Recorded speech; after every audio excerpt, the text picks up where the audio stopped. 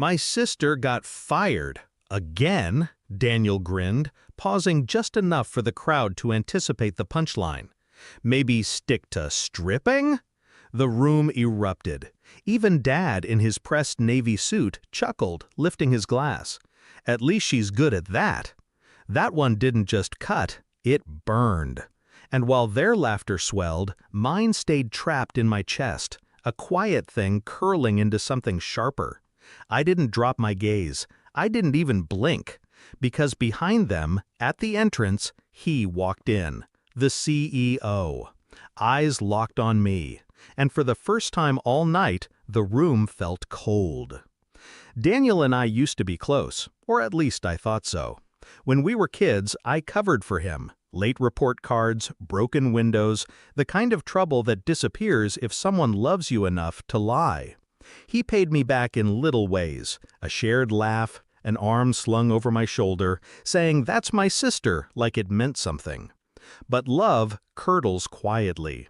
It wasn't one moment, it was a pattern. The subtle digs that became public jokes. The way Dad compared my every choice to his. The time Daniel called me dead weight in front of his friends, thinking I'd laugh it off. I should have left years ago.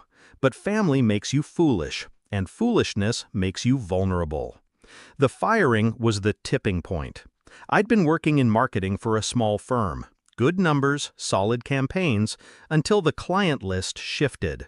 Suddenly, half the accounts were pulled. Mine, all of them. The boss wouldn't meet my eyes when he told me, just said it wasn't working out. Later, I learned why. A forwarded email. From Daniel. She's unreliable. I wouldn't risk client relationships with her on the team. It was casual, throwaway, but in corporate politics, a whisper is a weapon, and he knew exactly where to aim. The night I read that email, I didn't cry, I didn't scream, I didn't call him. I started a list. Names, connections, every person he'd wronged, every bridge he'd burned while Dad propped him up. Every woman he slept with and discarded, every deal he inflated numbers on, every reckless gamble disguised as bold strategy. Daniel thought I was scattered, but I am patient, and patience turns hurt into precision. The plan took 6 months.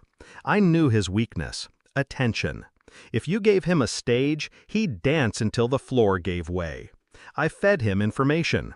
Through a friend in a competing firm, I leaked a deal that looked like gold but was hollow underneath. Numbers dressed up to sparkle just long enough. Daniel bit, pitched it to the board, called it his vision. I made sure the right people saw him bragging before the ink was dry. Meanwhile, I sent quiet packages. Anonymous, untraceable. Copies of expense reports to compliance. Screenshots of texts to his wife that weren't meant for her. An unsigned note to Dad with bank statements he wouldn't ignore. And tonight was the finale. Daniel's promotion party. The deal that would change the company forever. The room dressed in gold and glass, all eyes on him. Until the CEO walked in. The chatter dipped, then died entirely. He didn't smile, didn't even look at Daniel.